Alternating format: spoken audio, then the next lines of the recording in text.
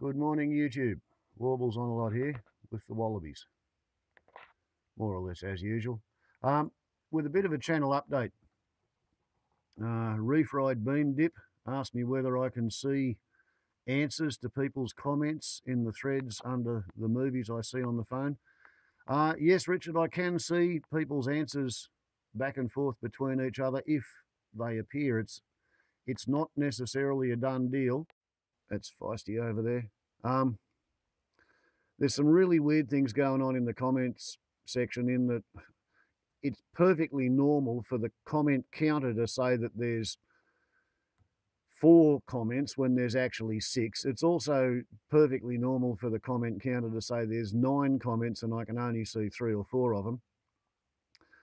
A couple of days ago, the comment counters, and this is Eric, the comment counters started actually unwinding.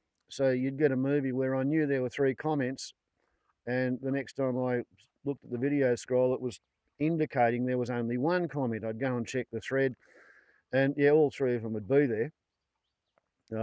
So there's the movie on electric nicotine cigarettes. It keeps unwinding its comment counter, and I have no idea why. Basically, YouTube's been a bit stupid at the moment. Interesting that just after we discussed the need for a major response to Ebola, rather than worrying about the Islamic State of Levant, President Obama announces that he's going to spend $500 million sending 17 hospitals capable of 100 patients each. And he should get something done in the next 2 weeks, but, well, let's see. The number of patients dying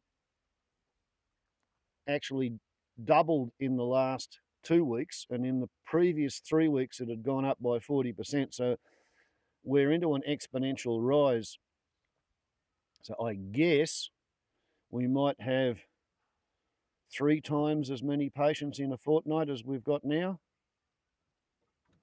So it's highly doubtful in my mind whether any international response is going to keep in front of the spread of infection. I'm also a bit concerned that American Military Transport Command will manage to cross-fertilise between the American Ebola task force being sent to the countries where the infections are happening and the American anti-terrorism forces, which are being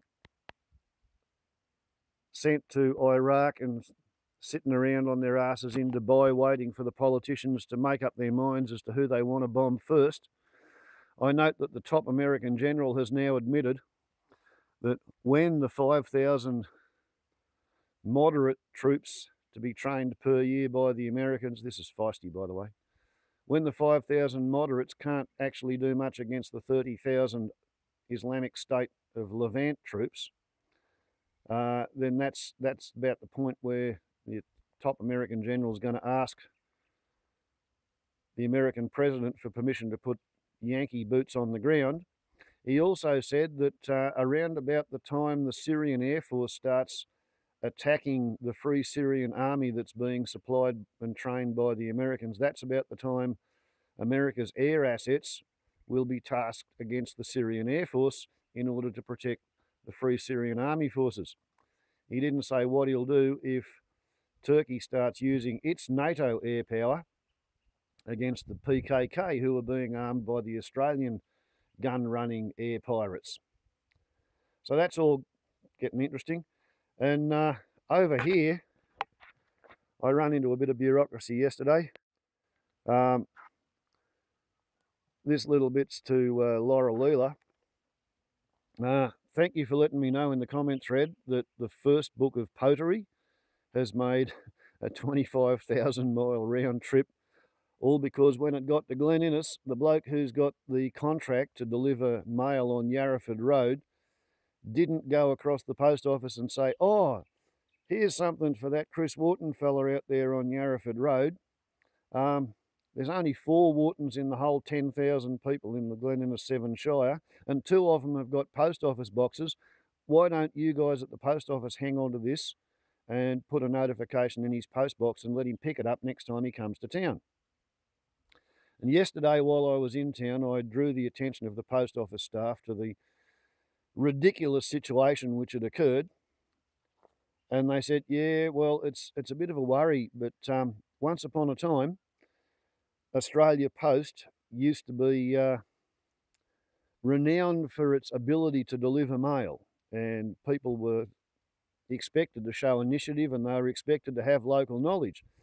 But because in the cities and the bigger towns, there's a lot of people who've moved several times in their lifetime and they don't actually have any local knowledge, there's been a directive come down from head office, back to Eric, and I do seem to recall hearing about this directive being mentioned in the local newspaper a year or so ago, that Australia Post now takes pride in delivering all mail to wherever it is addressed.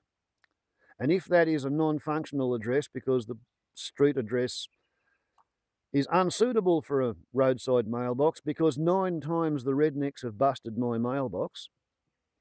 I've got a video up on it. It's a long time ago that I posted the video, but if you go to my videos and you search Mailbox Saga, I'm pretty sure the title should bring the video up.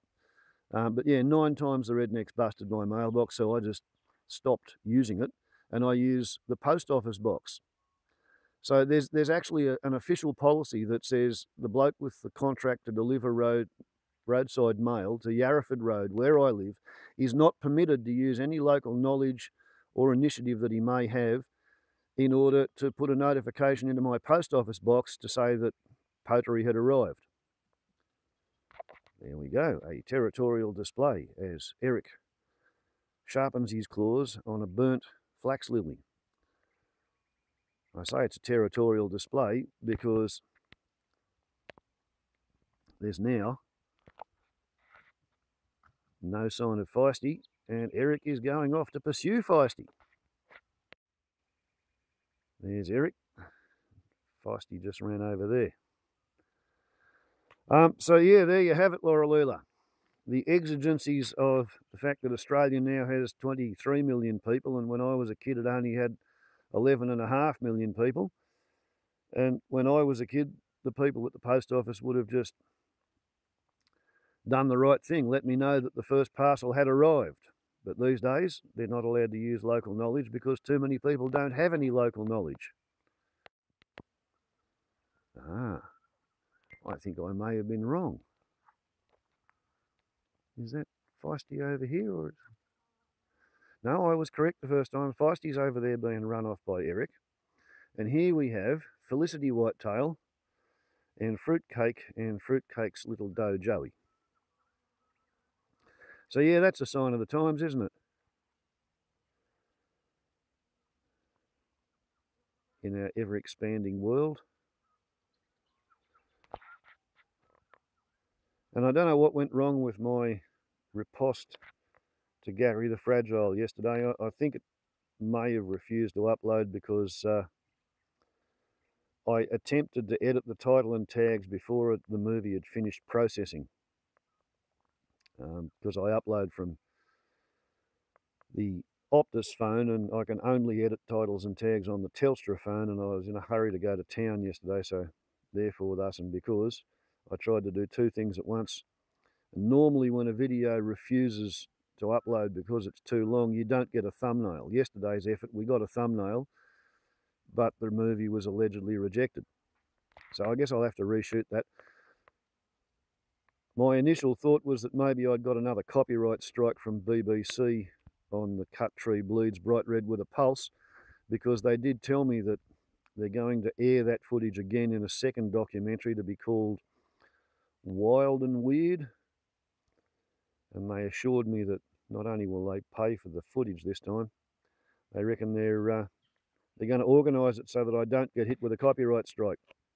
So when a video said it was too long, the first thing I did was go and check Cut Tree Bleeds Bright Red with a Pulse, and it's still there and I can still access it and play it. So the only other reason I can think for yesterday's upload failure is because I tried to edit titles and tags while it was still processing. So there's a lesson. And the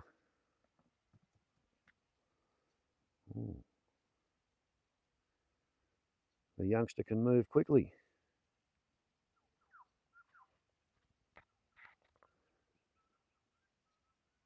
So, like I said in the beginning, this Ebola thing is going to go far. I don't think they're going to recognise the need to shut down the airlines until it's all too late. And I worry that the 2 American military missions to Africa will intermingle, probably at somewhere like Ramstein in Germany, when you'll get the earliest American battle casualties going back there, and when the first Americans from the Ebola task force start to go down with Ebola, they'll probably try and fly them either to an American military hospital or back to the excited states for a more experimental ZMAP treatment. And once you intermingle those transport flows, you've got no hope of hanging on to anything. So, had a thought yesterday, what we really need to get a hold of is disposable paper bed linen. As with the caseloads and the numbers of people who are going to be trying to barrier nurse somebody at home, nobody is going to have time or resources to wash viral infected bed linen.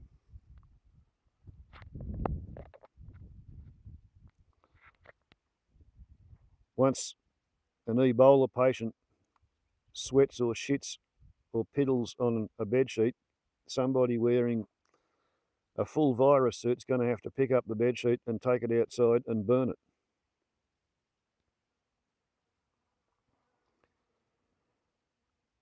Because you don't want hospital laundry workers infected. And of course, the big problem is in Australia, well, in New South Wales anyway, most hospitals don't actually do their own laundry.